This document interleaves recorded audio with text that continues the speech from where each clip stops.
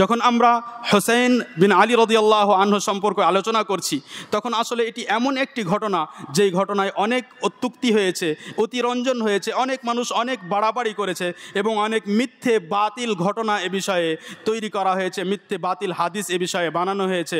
এবং এ বিষয়ে সব থেকে যারা মিথ্যে কথা বলেছে তারা হলো রাফিজি, অর্থাৎ শিয়াদের সব থেকে সাংঘাতিক যে দল, যারা আবু বকর এবং ওমর রাদিয়াল্লাহু আনহুমাকে পর্যন্ত কাফের বলে, যাদের ব্যাপারে ইবনে তাইমিয়া রাহিমাহুল্লাহ মিনহাজুস সুন্নাহ বলেন যে এই দল এমন একটি দল যে আহলে কিবলার মধ্যে সব থেকে মিথ্যুক দল এরা, এবং সব থেকে মূর্খ দল হলো এই দল, অর্থাৎ রাফিজিদের এই দল।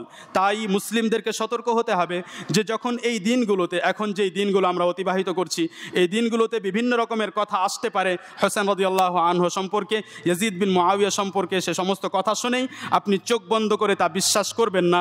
বিশেষ করে ইন্টারনেটের যুগে মোবাইলে বিভিন্ন রকমের কথা আপনার সামনে আসতে পারে, আপনাকে সে সমস্ত কথা বিশ্বাস করার আগে যাচাই বাছাই করে নিতে হবে, কিংবা হয়তো সে সমস্ত কথার ব্যাপারে গুরুত্বই দিতে হবে না, কারণ এত বিবরণের সাথে, এত ডিটেলের সাথে হোসেন রাদিয়াল্লাহু আনহুর ব্যাপারে জানার আমাদের প্রয়োজন নেই। কিন্তু হ্যাঁ, অবশ্যই হোসেন রাদিয়াল্লাহু আনহু নবী সাল্লাল্লাহু আলাইহি ওয়াসাল্লামের প্রিয়, নবী সাল্লাল্লাহু আলাইহি ওয়াসাল্লামের এ পৃথিবীতে এক ফুলের মতো, এবং নবী সাল্লাল্লাহু আলাইহি ওয়াসাল্লামের নাতি, এবং তিনি সর্দারের মতো, তিনি সর্দার যুবকদের। তাই অবশ্যই তার কথা শুনলে এবং তার সেই দুঃখজনক ঘটনা, সেই তার শহীদ হওয়ার কথা, তার শাহাদাতের কথা শুনলে অবশ্যই মুসলিমের অন্তরে কষ্ট হতে হবে। উপস্থিত মুসলিম ভাই ও বোন, ইসলামী ইতিহাসে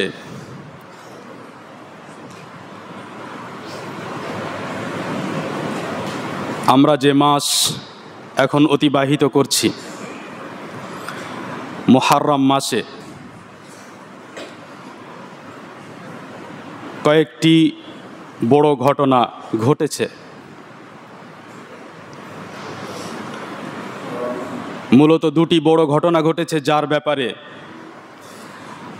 আমাদের জানা উচিত। একটি ঘটনার সম্পর্ক ইতিহাসের সাথে, সেটি শুধু জানার বিষয় যে আসলে সঠিক কী ঘটেছিল,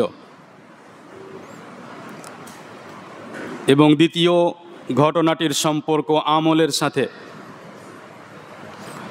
যা শোনার পরে আমাদেরকে আমল করতে হবে।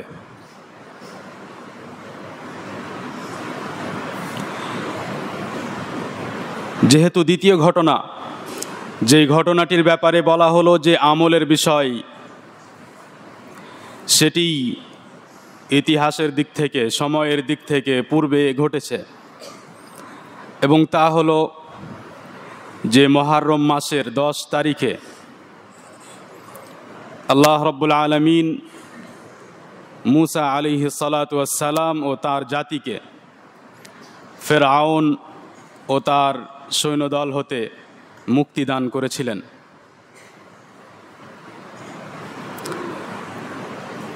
এবং সে কারণেই ইহুদিরা সেদিন সিয়াম পালন করত, খ্রিস্টানরাও সেদিন সিয়াম পালন করত। ইহুদিরা সিয়াম পালন করত কারণ তাদের নবী মুসা আলাইহিস সালাতু ওয়াস সালাম সেদিন মুক্তি পেয়েছেন। হতে পারে খ্রিস্টানরা সেদিন সিয়াম পালন করত ইহুদিদের অনুসরণ করে, কারণ ইহুদিদের শরীয়তের অনেক বিধিবিধান তাওরাত থেকে নেওয়া হয়েছিল খ্রিস্টানদের ইঞ্জিলে, এবং ইঞ্জিলে সেই কিছু বিধান বাকি ছিল। সম্মানিত মুসলিম ভাই ও বোন,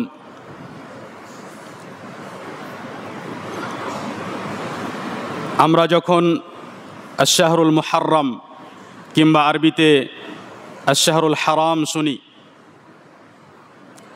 তখন আমাদের জানা উচিত যে হারাম এবং মুহররম থেকে কি উদ্দেশ্য করা হয়েছে। আল্লাহ সুবহানাহু ওয়া তাআলা কোরআনে 12টি মাসের কথা উল্লেখ করে, অর্থাৎ এ কথা উল্লেখ করে যে 12টি মাস রয়েছে, যেই 12টি মাসের মধ্যে 4টি মাস হারাম। এই চারটি মাস হারাম। হারাম চারটি মাস হলো যুলকায়দা এবং যুলকিয়দাও বলা যেতে পারে, যুলহজ্জা কিংবা যুলহিজ্জা, তারপর মুহররম যে মাসে আমরা এখন আছি। এই তিনটি মাস পাশাপাশি। চতুর্থ মাস হলো রজব। এই চারটি মাসকে হারাম বলা হয়েছে এবং হারামের অর্থ যা আমরা জানি যে নিষিদ্ধ। তাই এই মাসগুলোর নামের কারণ হলো যে এই মাসগুলোতে যুদ্ধ করা নিষিদ্ধ।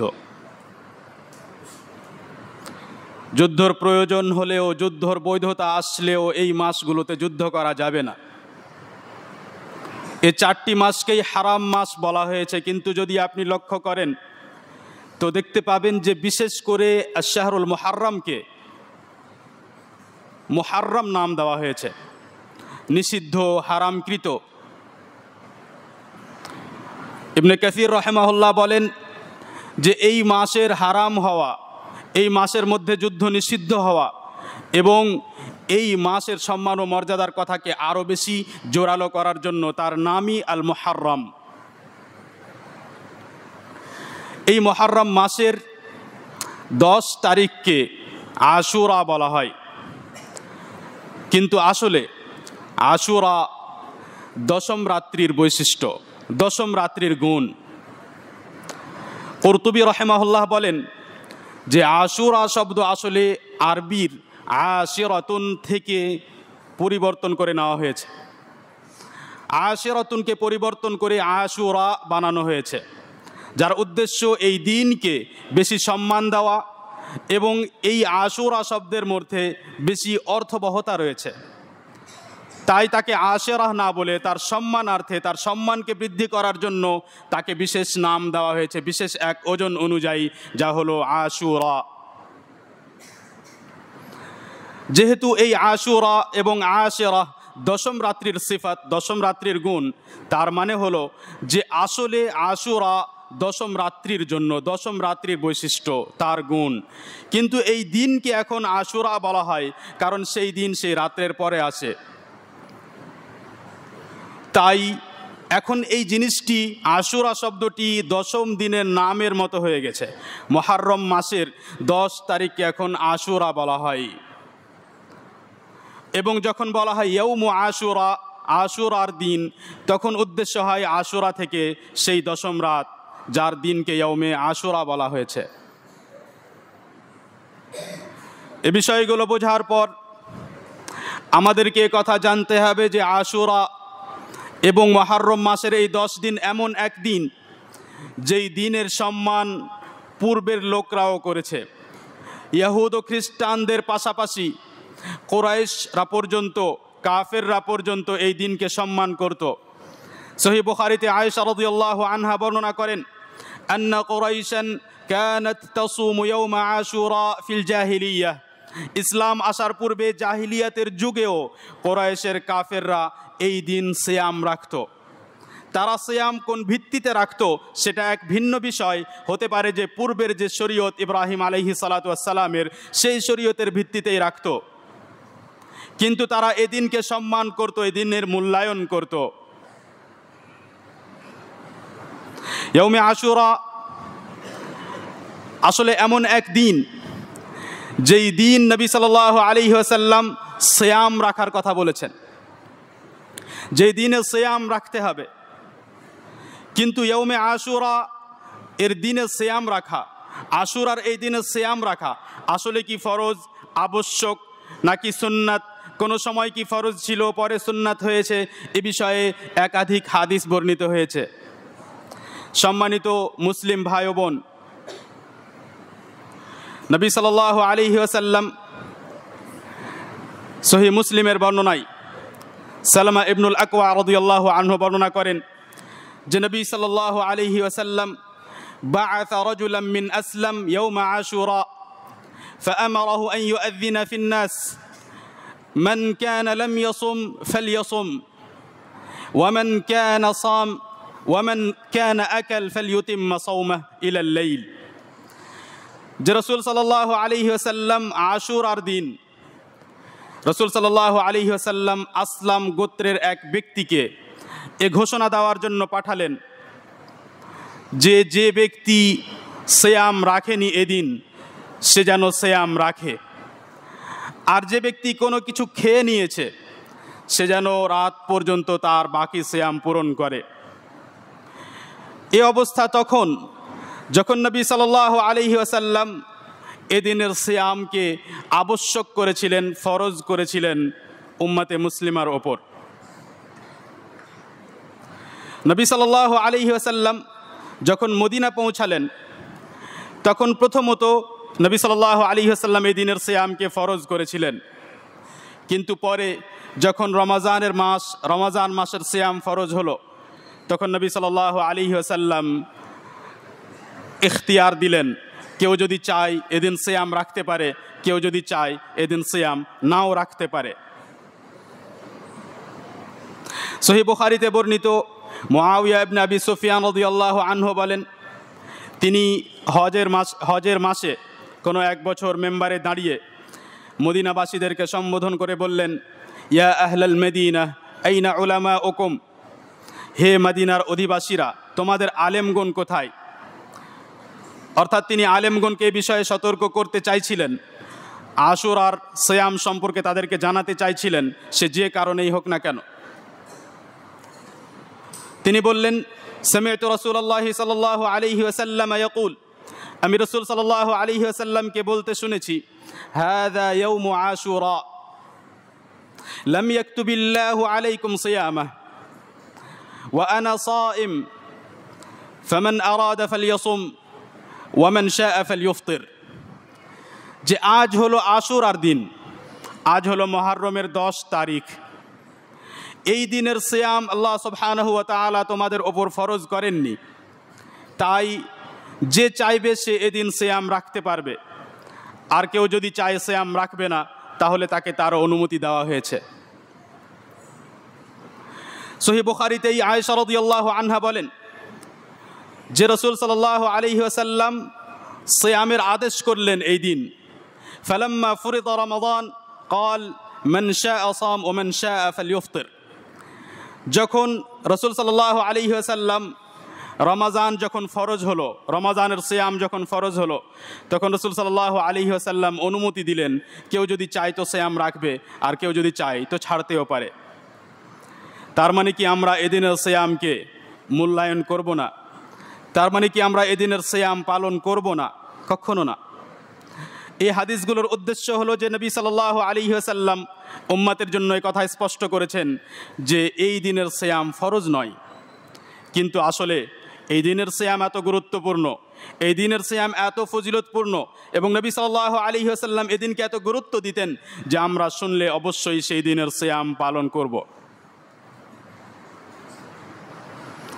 ইবনে আব্বাস রাদিয়াল্লাহু আনহুমা বলেন, সহিহ বুখারী ও মুসলিমে বর্ণিত, মা রাআইতু রাসূলুল্লাহি সাল্লাল্লাহু আলাইহি ওয়াসাল্লাম ইয়াতাহাররা সিয়ামা ইয়াউমিন ফাদ্দালাহু আলা গায়রিহি ইল্লা হাযাল ইয়াউম ইয়াউমু আশুরা।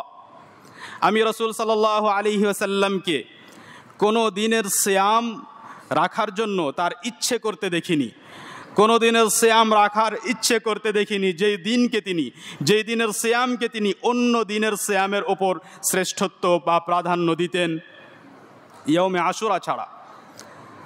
ইবনে আব্বাস রাদিয়াল্লাহু আনহুমার কথা অনুযায়ী রমজান মাসের পরে যে কোনো দিনের সিয়াম হোক না কেন, সেই দিনের সিয়ামের তুলনায় আশুরার সিয়াম উত্তম। কিন্তু আমরা অন্য হাদিসে এর আগে শুনেছি এবং তা বর্ণনা করা হয়েছে যে আরও একদিনের সিয়াম আছে, যেই দিনের সিয়ামে বিগত 1 বছরের গুনাহ ক্ষমা হয় এবং আল্লাহ রাব্বুল আলামিন আগামী 1 বছরের গুনাহ ক্ষমা করে দেন। সেই জন্য আরাফার সেই দিনের সিয়াম, ইয়াউমে আরাফার সিয়াম এই দিন থেকে উত্তম হবে, আল্লাহু আ'লাম। তেমনি এই দিনের সিয়ামের ফজিলত জানার জন্য সহিহ মুসলিমের এই হাদিস শুনুন, যে হাদিসে আবু কাতাদা হারিস ইবনে রবিঈ রাদিয়াল্লাহু আনহু বর্ণনা করেন যে রাসূল সাল্লাল্লাহু আলাইহি ওয়াসাল্লাম বলেছেন, وصيام يوم عاشوراء أحتسب على الله أن يكفر السنة التي قبله। নবী সাল্লাল্লাহু আলাইহি ওয়াসাল্লাম বলেছেন যে আমি আশুরার দিন সম্পর্কে, আশুরার দিনের সিয়াম সম্পর্কে আল্লাহ রব্বুল আলমিনের কাছে আশা করি যে আল্লাহ রব্বুল আলমিন বিগত 1 বছরের গুনাহ ক্ষমা করবেন। সম্মানিত মুসলিম ভাই ও বোন, যখন আপনি আল্লাহ সুবহানাহু ওয়া তাআলার কোনো এই ধরনের অনুগ্রহের কথা, দয়ার কথা শুনবেন যে তিনি একদিনের সিয়ামের কারণে বিগত 1 বছরের গুনাহ আপনার ক্ষমা করেন, তখন অবশ্যই আপনাকে অন্তর থেকে আল্লাহ সুবহানাহু ওয়া তাআলাকে ভালোবাসতে হবে। আপনাকে এই কথা অনুভব করতে হবে যে আল্লাহ সুবহানাহু ওয়া তাআলা কত দয়ালু, কত অনুগ্রহ করেন আমাদের ওপর, যে শুধু একদিনের সিয়াম রাখার কারণে 1 বছরের এতগুলো গুনাহ ক্ষমা করেন। এই সমস্ত গুনাহ, যে গুনাহগুলো ক্ষমা করা হয়, সেই গুনাহগুলোকে ছোট গুনাহ হতে হবে। কারণ ওলামায়ে কেরাম বলেন যে বড় এবং কবিরা গুনাহের জন্য বান্দাকে আল্লাহ রব্বুল আলমিনের কাছে সত্য তাওবা করতে হবে। বড় গুনাহ ক্ষমা করানোর জন্য সত্য তাওবা করতে হবে। যদি আল্লাহ রব্বুল আলমিন আমাদের ওপর অনুগ্রহ দয়া করে 1 বছরের গুনাহ ক্ষমা করেন শুধু 1 দিনের সিয়ামের কারণে, তাহলে এরপরে কোনো মুসলিম ব্যক্তি কিভাবে এই দিনের সিয়াম ত্যাগ করতে পারে? এরপরে কোনো মুমিন ব্যক্তি যে বিশ্বাস রাখে যে আল্লাহ সুবহানাহু ওয়া তাআলার সামনে আমাকে দাঁড়াতে হবে এবং হিসাব দিতে হবে, জান্নাত ও জাহান্নামের ফয়সালা হবে, এই ধরনের এক মুমিন ব্যক্তি কিভাবে এই দিনের সিয়াম ত্যাগ করতে পারে? কখনো কোনো মুমিন বান্দা এই ধরনের ফজিলত ত্যাগ করবে না, বরং সে শোনা মাত্রেই সেদিন থেকে গণনা করতে শুরু করবে যে আজ ক তারিখ হলো যে আমি এই 10 তারিখের সিয়াম রাখব। আপনাদের অবগতির জন্য বলি যে আজ মুহররম মাসের 5 তারিখ, সে অনুযায়ী হিসাব করতে হবে যে 10 তারিখ কোন দিন আসে। এখানে আরও একটি বিষয় বোঝার হলো এই যে এমন নয় যে নবী সাল্লাল্লাহু আলাইহি ওয়াসাল্লাম শুধু এই 10 তারিখের সিয়ামের কথাই বলেছেন, বরং নবী সাল্লাল্লাহু আলাইহি ওয়াসাল্লাম 10 তারিখের পূর্বেও 1 দিনের সিয়াম রাখার ইচ্ছে পোষণ করেছিলেন। এ বিষয়ে সহিহ মুসলিমে ইবনে আব্বাস রাদিয়াল্লাহু আনহুমা বলেন, হিনা সামা রাসূলুল্লাহ সাল্লাল্লাহু আলাইহি ওয়াসাল্লাম ইয়াউমা আশুরা ওয়া আমারা বিসিয়ামিহি ক্বালু ইয়া রাসূলুল্লাহ ইন্নাহু ইয়াউমুন তুআযযিমুহুল ইয়াহুদ ওয়ান নাসারা।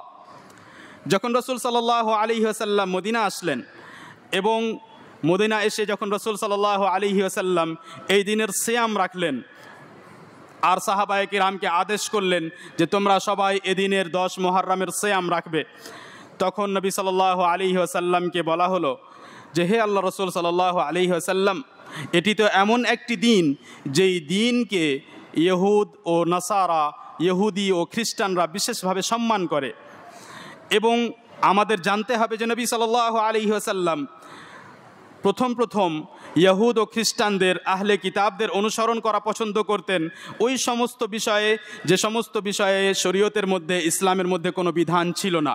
কিন্তু শেষের দিকে নবী সাল্লাল্লাহু আলাইহি ওয়াসাল্লাম তাদের বিরোধিতা করেছেন এবং এভাবে শেষ জীবন তিনি নিজের জীবন এ পৃথিবী ত্যাগ করে গিয়েছেন। তাহলে নবী সাল্লাল্লাহু আলাইহি ওয়াসাল্লামের পদ্ধতি হলো যে নবী সাল্লাল্লাহু আলাইহি ওয়াসাল্লাম আহলে কিতাবের বিরোধিতা করেছেন, ইহুদ ও খ্রিস্টানদের বিরোধিতা করেছেন। তাই যখন তাকে জানানো হলো যে হে আল্লাহ রাসূল সাল্লাল্লাহু আলাইহি ওয়াসাল্লাম, আপনি আমাদেরকে এই দিনের সিয়াম রাখতে বলেন, আমরা এই দিনকে সম্মান করব, অথচ এই দিনকে সম্মান করে ইহুদ ও খ্রিস্টানরা, আর আপনি তো তাদের বিরোধিতা করতে চান। তখন রাসূল সাল্লাল্লাহু আলাইহি ওয়াসাল্লাম নিজের সে ইচ্ছে পোষণ করলেন, বললেন ফাইদা কানাল আমুল মুকবিলু ইনশাআল্লাহ সুমনাল ইয়াউমাত তাসি'। যদি বিষয় এরকম হয় তাহলে সামনে বছর, আগামী বছর যখন আসবে মুহররম মাসে আমরা ইনশাআল্লাহ 9 তারিখ সিয়াম রাখব। এবং ওলামায়ে কেরাম বলেন যে এর অর্থ হলো যে 9-এর সাথে 10 তারিখও নবী সাল্লাল্লাহু আলাইহি ওয়াসাল্লাম সিয়াম রাখবেন। নবী সাল্লাল্লাহু আলাইহি ওয়াসাল্লাম 9 তারিখের সিয়াম রাখার কথা ভাবলেন, ইচ্ছে পোষণ করলেন, সাহাবায়ে কেরামকে কথা জানালেন, কিন্তু আল্লাহ রাব্বুল আলামিন তার ভাগ্যে এ সিয়াম তার ভাগ্যে সিয়াম লিখা হয়নি। নবী সাল্লাল্লাহু আলাইহি ওয়াসাল্লাম একথা মুহররম মাসে বললেন এবং সেই বছরই তার প্রায় 2 মাস পরে রবিউল আউয়াল মাসে নবী সাল্লাল্লাহু আলাইহি ওয়াসাল্লাম মৃত্যুবরণ করলেন। তাই নবী সাল্লাল্লাহু আলাইহি ওয়াসাল্লাম পরবর্তী মুহররম মাস দেখতে পাননি, কিন্তু নবী সাল্লাল্লাহু আলাইহি ওয়াসাল্লাম যেহেতু ইচ্ছে পোষণ করেছেন যে আমি 9 তারিখে সিয়াম পালন করব, তাই আমাদের জন্য সুন্নাত, আমাদের জন্য সর্বোত্তম যে আমরা 9 তারিখের সাথে সাথে 10 তারিখের সিয়াম পালন করব। এই 9 তারিখের সিয়াম পালন করার উদ্দেশ্য নবী সাল্লাল্লাহু আলাইহি ওয়াসাল্লাম আহলে কিতাবের বিরোধিতা করতে চান, এবং এখান থেকে আমাদের কাছে যা বার্তা আসে তা হলো যে আমাদেরকে প্রত্যেকটি বিষয়ে ইহুদ ও খ্রিস্টানদের বিরোধিতা করা নিজের পদ্ধতি, নিজের জীবনের উসুল ও নিজের জীবনের রুল বানিয়ে নিতে হবে। আমাদের নবী মুহাম্মদ সাল্লাল্লাহু আলাইহি ওয়াসাল্লাম ইবাদতের বিষয়েও যখন আহলে কিতাবের অনুসরণ করা পছন্দ করতেন না, তাহলে কিভাবে অন্যান্য বিষয়ে, দুনিয়াবি বিষয়ে বা হারাম কোনো কাজে আমরা ইহুদ ও খ্রিস্টানদের অনুসরণ করতে পারি আর তারপরে আমরা দাবি করতে পারি যে আমরা নবী সাল্লাল্লাহু আলাইহি ওয়াসাল্লামকে ভালোবাসি? কখনো আপনার এই পদ্ধতি নবী সাল্লাল্লাহু আলাইহি ওয়াসাল্লামের পদ্ধতির সাথে মেল রাখে না। নবী সাল্লাল্লাহু আলাইহি ওয়াসাল্লাম কত বিষয়ে ইহুদ ও খ্রিস্টানদের বিরোধিতা করার উদ্দেশ্য করেছেন, ইচ্ছে করেছেন, এ বিষয়ে বিস্তারিত আলোচনা করেছেন ইবনে তাইমিয়া রাহিমাহুল্লাহ তার কিতাবে ইকতিদাউস সিরাতুল মুস্তাকিম। নবী সাল্লাল্লাহু আলাইহি ওয়াসাল্লাম 9 তারিখ সিয়াম রাখতে চাইলেন, তাই আমাদেরকে 9 তারিখের সিয়াম রাখতে হবে এদিন, আর তার সাথে সাথে 10 দিনের সিয়াম রাখা আমাদের জন্য হবে সর্বোত্তম। যখন আমরা জানলাম যে আমাদেরকে 9 ও 10 তারিখের সিয়াম রাখতে হবে, তখন আজ থেকেই আমাদেরকে সেই 9 তারিখের ইচ্ছে, সেই 9 তারিখের সিয়ামের ইচ্ছেতে এবং সেই 9 তারিখের আশায় বসতে হবে, অপেক্ষা করতে হবে, গণনা করতে হবে যে সেই 9 তারিখ কখন আসবে। যেমন আমরা ইবনে আব্বাস রাদিয়াল্লাহু আনহুমার বর্ণনায় শুনলাম যে নবী সাল্লাল্লাহু আলাইহি ওয়াসাল্লাম সেই দিনের ইচ্ছে করতেন, সেই দিনের সিয়াম রাখার ইচ্ছে করতেন। অবশ্যই তার মানে হলো যে নবী সাল্লাল্লাহু আলাইহি ওয়াসাল্লাম সেই দিনের কথা লক্ষ্য রাখতেন। আপনি মুসলিম হওয়ার পরে, মুমিন ব্যক্তি হওয়ার পরে, এত বড় এক ফজিলতের কথা শোনার পরে তারপরেও যদি আপনি এ বিষয়ে অবহেলা করেন, যদি আপনি এ বিষয়ে গাফিলতি করেন, উদাসীন আপনি হয়ে যান, যে কখন 9 তারিখ কখন 10 তারিখ আপনি তোয়াক্কাই করেন না, তাহলে আপনাকে নিজের ঈমানের বিষয়ে, নবী সাল্লাল্লাহু আলাইহি ওয়াসাল্লামের প্রতি ভালোবাসার বিষয়ে পুনরায় বিবেচনা করতে হবে। যখন নবী সাল্লাল্লাহু আলাইহি ওয়াসাল্লাম 9 তারিখ এবং নবী সাল্লাল্লাহু আলাইহি ওয়াসাল্লাম 10 তারিখের সিয়ামের কথা বললেন, তাই আমরা এই 2 দিনই সিয়াম পালন করব। কিন্তু যদি এমন কোনো পরিস্থিতি আসে যে আমি হয়তো ভুলে গিয়েছি কিংবা আমি হয়তো গাফিল হয়ে গিয়েছি, যা হওয়া সম্ভব, আর আমি বুঝতে পারিনি যে আজকে 9 তারিখ ছিল, তাহলে কি আমি 10 তারিখের সিয়াম রাখবো কিনা? আমি ইনশাআল্লাহ 10 তারিখের সিয়াম রাখবো। আমাদেরকে 10 তারিখের সিয়াম রাখতে হবে। তাহলে যে আপনি ইহুদ ও নাসারার বিরোধিতা করতে পারলেন না, তাই আপনি তারপরের একদিন সিয়াম রাখবেন, অর্থাৎ আপনি তখন 10-এর সাথে 11 তারিখেরও সিয়াম রেখে নেবেন, যাতে আপনি আহলে কিতাবের বিরোধিতা করতে পারেন। বিরোধিতার দিক থেকে আপনি 11 তারিখের সিয়াম রাখবেন। এ বিষয়ে একটি হাদিস বর্ণিত হয়েছে যে নবী সাল্লাল্লাহু আলাইহি ওয়াসাল্লাম ইহুদিদের বিরোধিতা করার জন্য বলেছেন যে একদিন পূর্বে সিয়াম রাখবে কিংবা একদিন পরে, কিন্তু উলামায়ে কেরাম সেই হাদিসকে জয়ীফ ও দুর্বল বলেছেন। তাই সেই হাদিসের জন্য নয়, কিন্তু ইহুদ ও খ্রিস্টানের বিরোধিতা করার জন্য যদি কোনো কারণে নবী সাল্লাল্লাহু আলাইহি ওয়াসাল্লামের সুন্নত অনুযায়ী 9 তারিখে আমরা সিয়াম না রাখতে পারি, তাহলে 10-এর সাথে 11 রাখবো। কিন্তু আমাদের প্রথম টার্গেট হবে যে আমরা 9 তারিখের সাথে 10 তারিখ রাখবো, এবং আমাদের চেষ্টা থাকবে যে আমরা যেন এই 9 তারিখের কথা না ভুলে যাই। আকুলু মা সামি'তুম ওয়া আস্তাগফিরুল্লাহ লি ওয়া লাকুম।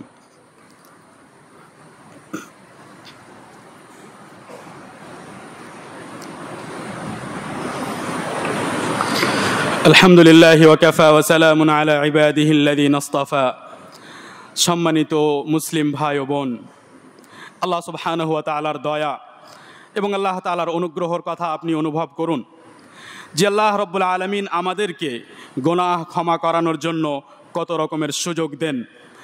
প্রতিটি মুহূর্ত এক মুসলিম বান্দাকে আল্লাহ রাব্বুল আলামিনের সাথে তার সম্পর্ক কেমন সে বিষয়ে ভাবা উচিত, বিবেচনা করা উচিত।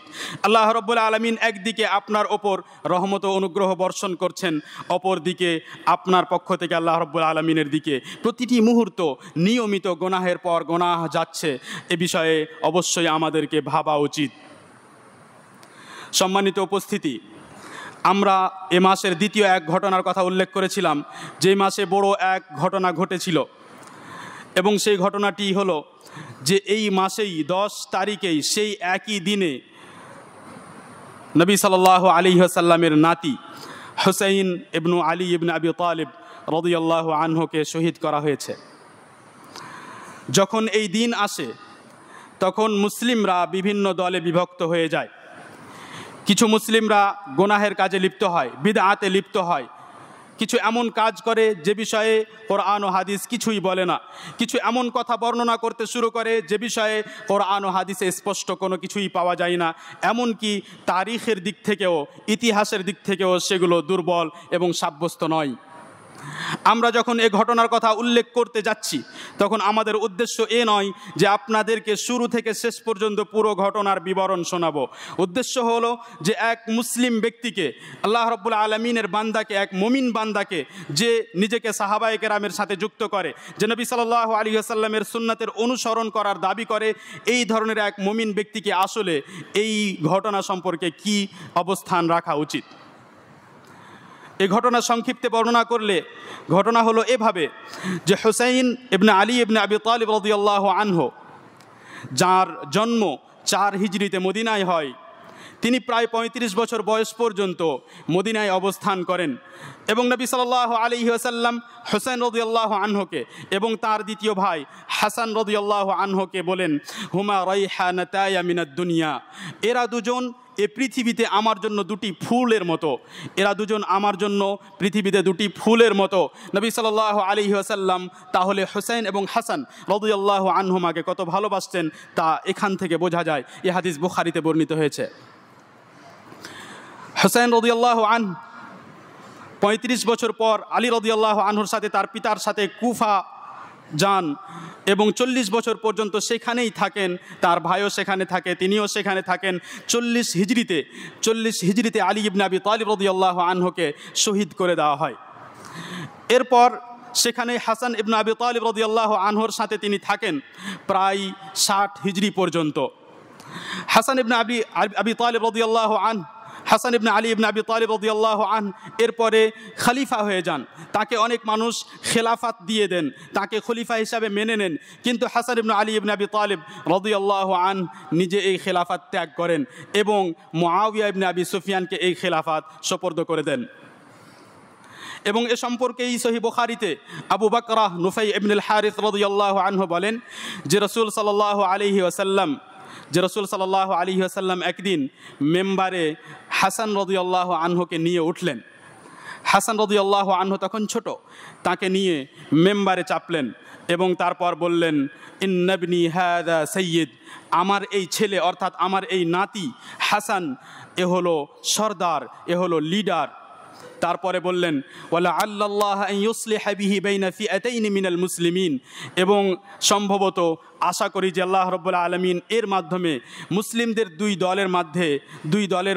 দলের মাঝে মীমাংসা করবেন, তাদের ফিতনা শেষ করবেন, তাদের ঝগড়া শেষ করবেন। এবং সেটিই হলো মুআবিয়া রাদিয়াল্লাহু আনহু তার দলের সাথে এবং আরও অন্য দল, যেই দল হাসান রাদিয়াল্লাহু আনহুর সাথে ছিল, তাদের দলের মধ্যে যে ঝামেলা হতো সেটি শেষ হয়ে গেল, কারণ হাসান রাদিয়াল্লাহু আনহু এই খেলাফত নিলেন না। কিন্তু হুসাইন ইবনে আবি তালিব রাদিয়াল্লাহু আনহু যেন এই সিদ্ধান্তের ওপর পুরোপুরি সন্তুষ্ট ছিলেন না, তাই 60 হিজরিতে তিনি মদিনা ফিরে আসলেন। সে সময় পর্যন্ত ইয়াজিদ ইবনে মুআবিয়া অর্থাৎ মুআবিয়া রাদিয়াল্লাহু আনহুর ছেলে ইয়াজিদ তখন খলিফা হয়ে যায়, আমির হয়ে যায়, শাসক হয়ে যায়। ইয়াজিদ 61 হিজরিতে আদেশ পাঠায় মদিনায় যে মদিনার যারা এখন পর্যন্ত বায়াত করেনি, যারা খেলাফতকে এখন পর্যন্ত গ্রহণ করেনি, তারা যেন বায়াত করে। কিন্তু হুসাইন রাদিয়াল্লাহু আনহু একথা না মেনে তিনি মক্কার দিকে রওনা হয়ে যান, মক্কায় অবস্থান করেন। এই অবস্থাতেই কুফার পক্ষ থেকে এবং কুফাবাসীদের পক্ষ থেকে তার কাছে চিঠি আসতে শুরু হয় যে হুসাইন রাদিয়াল্লাহু আনহু, আপনি আমাদের কাছে আসুন, আমরা আপনাকে খলিফা বানাবো। হুসাইন রাদিয়াল্লাহু আনহু তাদের চিঠিপত্র পড়ার পরে তার এক কাকাতো ভাই মুসলিম ইবনে আলী ইবনে আবি তালিব, মুসলিম ইবনে আকিল ইবনে আবি তালিবকে কুফা পাঠান যে তুমি গিয়ে দেখো আসলে সেইখানকার অবস্থা কী। এরপর হুসাইন রাদিয়াল্লাহু আনহু দেরি হয়ে যাওয়ার কারণে, অনেক দিন ধরে তার খবর না পাওয়ার কারণে হুসাইন বিন আলী ইবনে আবি তালিব রাদিয়াল্লাহু আনহু নিজেই পরিবারের সাথে এবং কিছু সঙ্গসাথীকে নিয়ে বেরিয়ে যান। সাহাবায়ে কেরাম হুসাইন বিন আলী রাদিয়াল্লাহু আনহুকে নিষেধ করেছিলেন।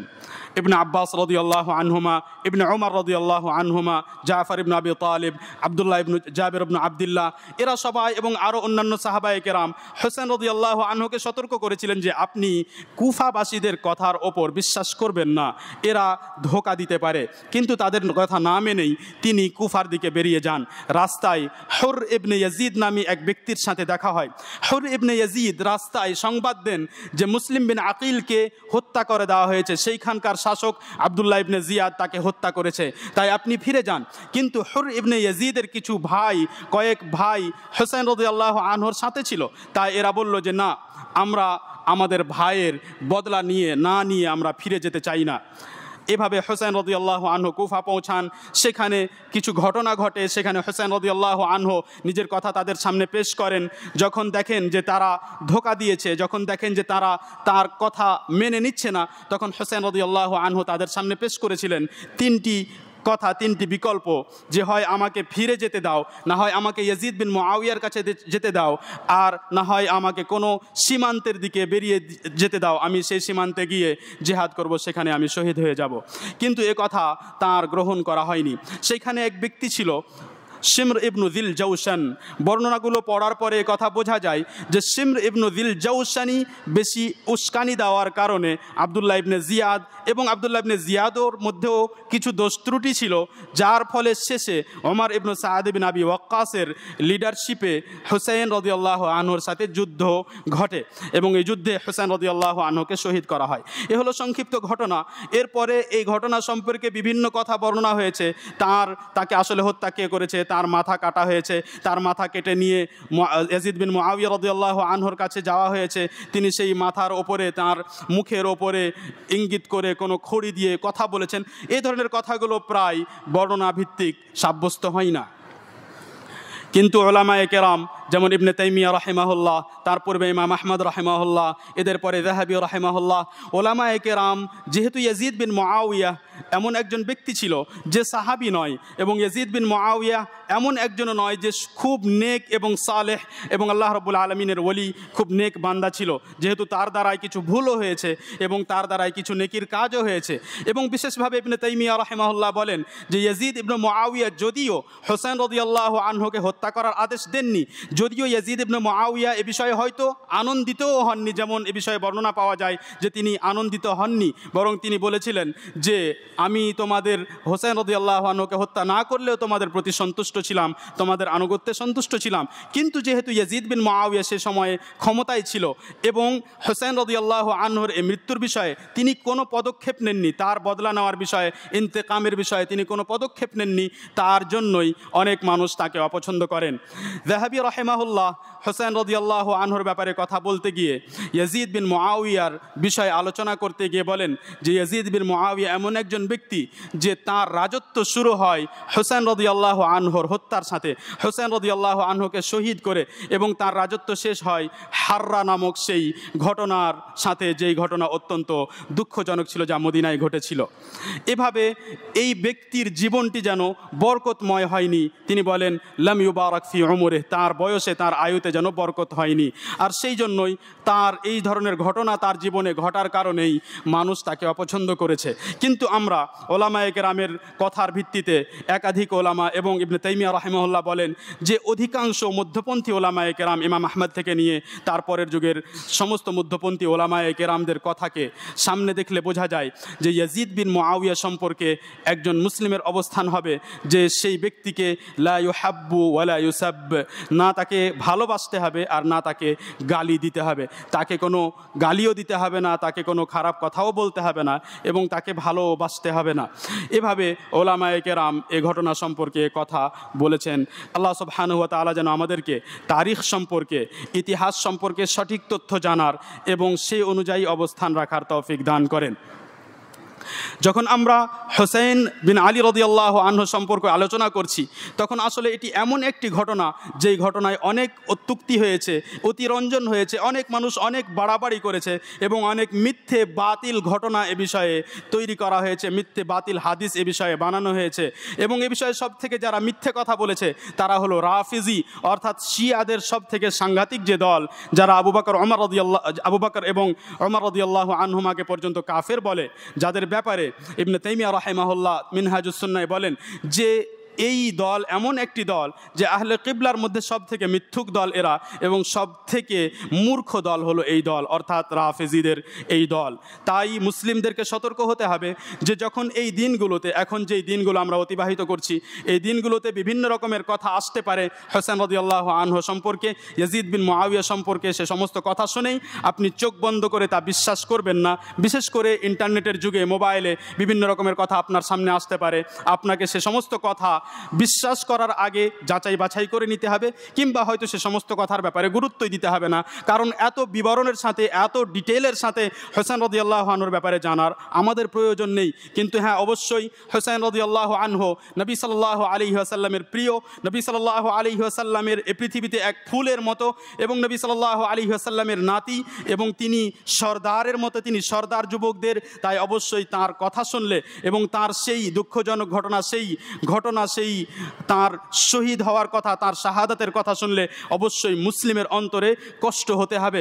তাই এ বিষয়ে বুখারী রাহিমাহুল্লাহ একটি হাদিস বর্ণনা করেন, যাতে আব্দুর রহমান ইবনু আবি নুআম রাহিমাহুল্লাহ বলেন যে আমি ইবনে ওমর রাদিয়াল্লাহু আনহুমার কাছে উপস্থিত ছিলাম।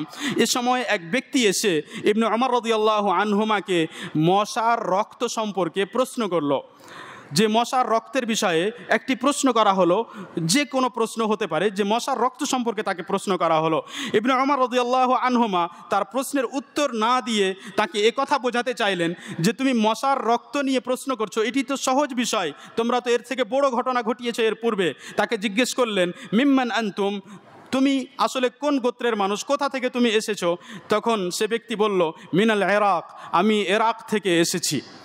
তখন ইবনে ওমর রাদিয়াল্লাহু আনহুমা বললেন উনজুরু ইলা হাযা, দেখো তোমরা এই ব্যক্তিকে, ইয়াসআলু আন দামিল বাউদ, এই ব্যক্তি মশার রক্ত সম্পর্কে আমাকে প্রশ্ন করতে এসেছে। ওয়াকাদ কাতালু ইবনান নবী সাল্লাল্লাহু আলাইহি ওয়াসাল্লাম, অথচ এর পূর্বে এরা নবী সাল্লাল্লাহু আলাইহি ওয়াসাল্লামের নাতিকে হত্যা করেছে। এই হাদিস পড়লে কথা বোঝা যায় যে সাহাবায়ে কেরাম সে ঘটনার কথা শুনলে কিংবা সেই ঘটনার কথা স্মরণ করলে অবশ্যই কষ্ট পেতেন। তাই আমাদেরকে মুসলিম হিসেবে, মুমিন হিসেবে, নবী সাল্লাল্লাহু আলাইহি ওয়াসাল্লামের ভালোবাসার দাবিকারী হিসেবে আমাদেরকে হোসেন রাদিয়াল্লাহু আনহুর কথা শুনলে অবশ্যই কষ্ট পেতে হবে। এবং তেমনি শুধু তিনিই নন, নবী সাল্লাল্লাহু আলাইহি ওয়াসাল্লামের মৃত্যুর কথা শুনলে, স্মরণ করলে কষ্ট পেতে হবে। ওলামায়ে কেরামকে দেখতে পাওয়া গেছে যে তারা নবী সাল্লাল্লাহু আলাইহি ওয়াসাল্লামের মৃত্যুর কথা আলোচনা করতে গিয়ে কাঁদতে শুরু করেছেন। এবং সাহাবায়ে কেরাম যাদের উপরে অন্যায় অত্যাচার হয়েছে, এদের সবারই বিষয়ে যখনই আপনি তাদের কষ্টের ব্যাপারে, দুঃখের ব্যাপারে শুনবেন, তখন অবশ্যই আপনাকে কষ্ট পেতে হবে, কারণ আপনি মুসলিম এবং মুসলিম জন্য কষ্ট পায়। কিন্তু তার মানে এটা নয় যে কষ্ট পাওয়ার কারণে আপনি তার বিরুদ্ধে মিথ্যে কথা প্রচার করবেন কিংবা কোনো এমন ব্যক্তির ওপরে এমন দোষ চাপিয়ে দিবেন যে দোষ সে ব্যক্তি করেনি। আল্লাহ সুবহানাহু ওয়া তাআলার কাছে দোয়া করি যেন আল্লাহ রাব্বুল আলামিন আমাদেরকে সঠিক পথ দেখান এবং যে কোনো বিষয়ে আমাদেরকে সঠিক অবস্থান নেওয়ার তৌফিক দান করেন, ওলামায়ে কেরামের সাথে তাদের সংস্পর্শে থাকার তৌফিক দান করেন। এবং বিশেষভাবে সিয়ামে আশুরার সিয়াম 9 ও 10 তারিখে আমাদের সকলকে পালন করার তৌফিক দান করেন। যদি কোনো কারণে এমন হয় যে আমি হয়তো 9 তারিখে রাখতে পারিনি, তাহলে আমরা যেন 10 ও 11 তারিখে রাখি। আমরা যারা আজকে এই জুমার মসজিদে উপস্থিত, তাদের প্রত্যেকের কাছে এ অনুরোধ থাকবে যে আমরা প্রত্যেকেই এই দিনের সিয়াম অবশ্যই রাখব, 9 ও 10 তারিখের সিয়াম অবশ্যই রাখব। যদি আপনার নিজের উদাসীনতার ব্যাপারে, গাফিলতের ব্যাপারে সন্দেহ থাকে, আপনি আল্লাহ রাব্বুল আলামিনের কাছে সহযোগিতা চান, হে আল্লাহ তাআলা তুমি আমাকে তোমার যথাযথ ইবাদত করার তৌফিক দান করো। আল্লাহ রাব্বুল আলামিন আমাদের সকলের গুনাহ মাফ করেন এবং আমাদেরকে সতর্ক থাকার, সাবধান থাকার, শয়তান থেকে বেঁচে থাকার এবং তাওহীদের উপর প্রতিষ্ঠিত থাকার তৌফিক দান করেন। আল্লাহুম্মা সাল্লি আলা নবিয়িনা মুহাম্মদ ওয়া আলা আলিহি ওয়া আসহাবিহি আজমাইন। আসসালামু আলাইকুম ওয়া রাহমাতুল্লাহি ওয়া বারাকাতুহু।